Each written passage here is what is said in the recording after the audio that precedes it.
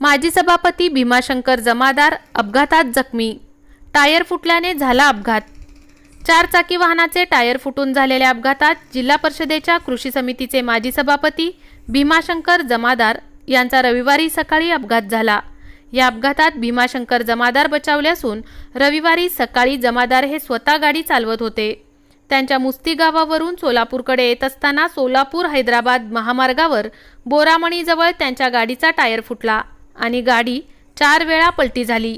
गाडीतील बलून उघडल्याने जमादार यांना गंभीर दुखापत झाली नाही। गाडीचे मात्र मोठे नुकसान झाले आहे। महामार्गावरच अपघात झाल्याने घटनास्थळी मोठी गर्दी जमली। त्यांना तातडीने सोलापुरातील एका सहकारी रुग्णालयात दाखल करण्यात आले असून डाव्या हाताला आणि कोपऱ्याजवळ मार लागून ते किरकोळ जखमी झालेले आहेत। प्राथमिक उपचारानंतर त्यांना रुग्णालयातून घरी सोडून दिल्याचे कळले आहे।